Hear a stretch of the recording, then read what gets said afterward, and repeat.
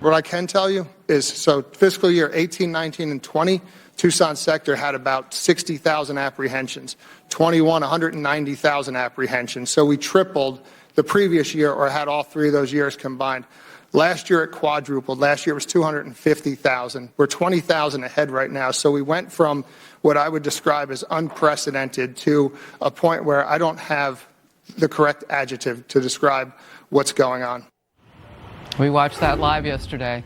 Mayra Flores, former Republican Congresswoman from Texas, and Mark Begich, former Democrat Senator from Alaska. Great to have you both on the program. First of all, Congresswoman, I just want to get your reaction when you hear the president say, we're making all this success, but so many people are still dying. It's heartbreaking to see. He's clearly not doing well. Honestly, it's sad to see that he doesn't have a caring family and friends to advise him not to run for re-election. 37% of his fellow Democrats don't want him to run for re-election. He's clearly not doing well and doesn't really understand what's happening in our country. People are dying. People are struggling to pay their bills. Joe, eggs are $10. And he's talking about, hotels and people on vacation. We can't afford to go on vacation.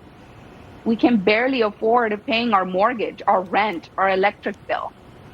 Groceries are extremely expensive.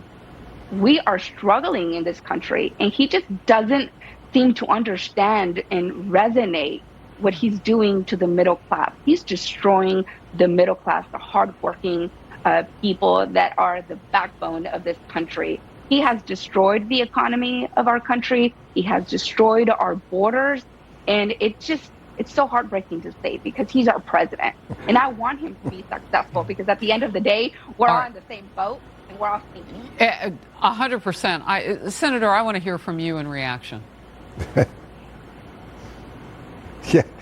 My reaction. I'm not sure what she saw last night, but here's the facts. First, if you want to talk about, and I've said this before on your show, Harris, if you want to talk about hurting the American people, the middle class, the Federal Reserve is doing the worst job they could ever do. They raise interest rates, which impact every single American in this country on auto loans, car loans, the president ability to tell him ensure that they can get the head a college of the Fed education for the kids. that. No, let me finish, Harris, because you let the congressman go on all the economic issues, but the speech last night was clear. We are moving in the right direction. But on your question specifically, which she did not answer, I will. And that is, he acknowledged that there are challenges with the border. It'd be nice if Congress actually would work together, as when I was in the Senate, we had a bipartisan immigration bill.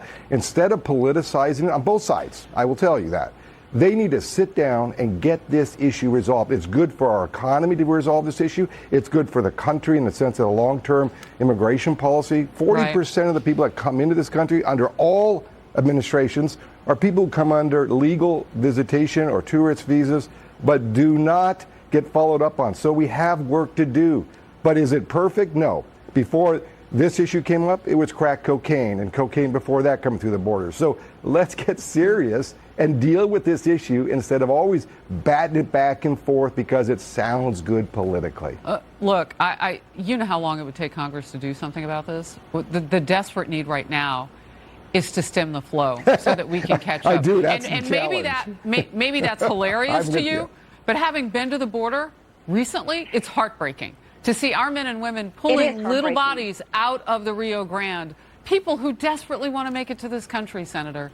That they're coming and they think they've been promised by the cartels that it's going to be different. I don't find any of that funny. I find it heartbreaking. At all. And I don't want to wait for Congress to figure out how they can all get along. Let's do both. Let's have them figure that out. But in the meantime, let's stem that tide and let's be the best country on the planet and not have a humanitarian crisis every hour of every single day because no one can get along on Capitol Hill. You can laugh all day, but I'm a Border Patrol fighter. Harris, I live this every single day. So it's very honestly upsetting that you're laughing about this, because we're seeing women and children get abused and get raped in the border. Okay, I'm from Tamaulipas. I'm an immigrant. I see it every single day. These criminal organizations have destroyed Tamaulipas and are destroying our southern border. We need to focus on legal immigration. Stop playing politics with these people. Stop playing politics with the American people's safety. All right. If you actually cared, you would focus on legal immigration and not illegal immigration. Yeah, Harris, I would just say this. Go ahead.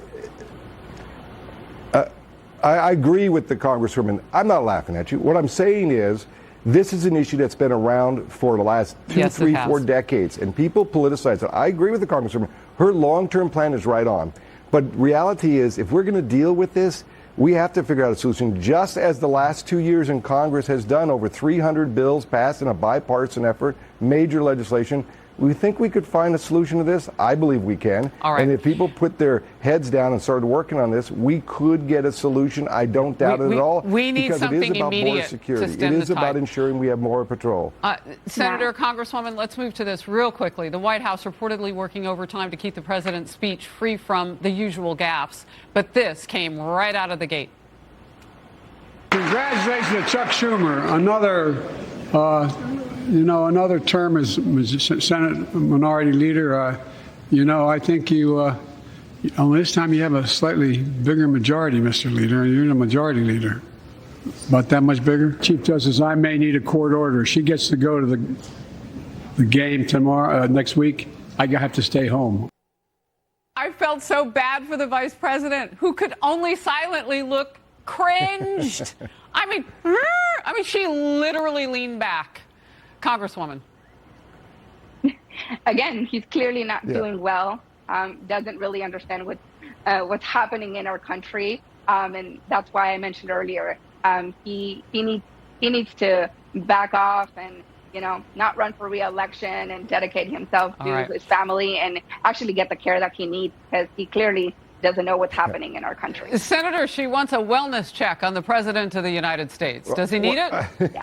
I have 5 brothers and sisters, over 13 nephews and nieces. Sometimes I forget their names and where they're working and who they're married to. But I give them a check on that one, but I look at the rest of the speech, and it was an incredible speech. 70+% of the American people saw it that way. Good economy, growing economy, and that's a good thing for this country. Just don't eat breakfast food, because it's still up by 40%. Good to see you both. Senator, Congresswoman, thank you for being in focus.